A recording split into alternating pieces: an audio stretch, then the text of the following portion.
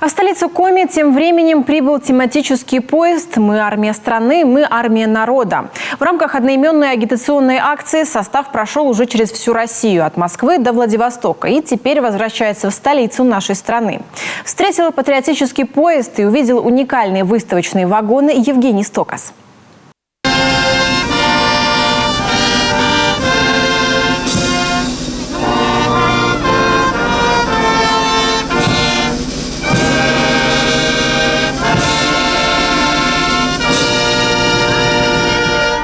Оркестр играет приветственный марш, военные Сыктывкарского гарнизона, кадеты и юнормейцы стоят по стойке смирно. В День памяти и скорби на железнодорожном вокзале столицы появился уникальный агитационный состав «Мы армия страны, мы армия народа». Воинский поезд прибыл в нашу столицу ровно по расписанию. В нем 17 вагонов, отведенных под тематические экспозиции, которые посвящены не только нашим прошлым победам, но и современным актуальным вызовам, стоящим перед нашей страной и ее вооруженными силами.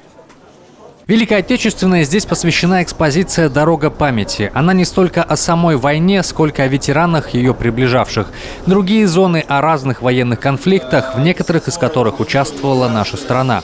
А также о современном вооружении российской армии. На платформах образцы военной техники. Вот, например, «Красавец Т-90». А чуть поодаль трофейные машины, прямиком из Сирии. Экспозиция позволяет понять возможности и даже проследить развитие российских вооруженных сил. Много тут курсантов, военных, училища, смотрю, молодежи очень много. Экскурсии со школами тут пришли. Это очень важно, потому что это история.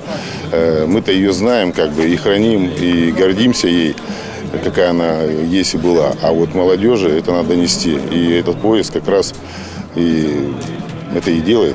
Тематический вагон посвящен борьбе военных медиков с коронавирусом. Он называется по-армейски оптимистично «Победа над невидимым врагом».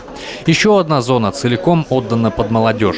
На молодых Министерство обороны давно делает ставку, создавая современную армию. Юнармия тому пример. Впрочем, здесь каждый мог найти что-то для себя. Я считаю, что очень важно, что именно сегодня к нам в Сыктывкар приехал поезд, который рассказывает про мощь российской армии, про определенную историю. Сегодня абсолютно вы можете увидеть на перроне людей разных возрастов, от мала до велика. Волонтеры работают на таких акциях и помогают в сопровождении групп. Желающих побывать на выставке оказалось несколько сотен. Состав выехал из Москвы в апреле, дошел до города-героя Севастополя, оттуда до Владивостока и теперь двигается обратно в Москву. Всего 51 остановка в крупнейших городах. И Сыктывкар стал одним из них и смог воочию увидеть, что такое российская армия сегодня. Евгений Стокас, Олег Юшков, Юрган, Сыктывкар.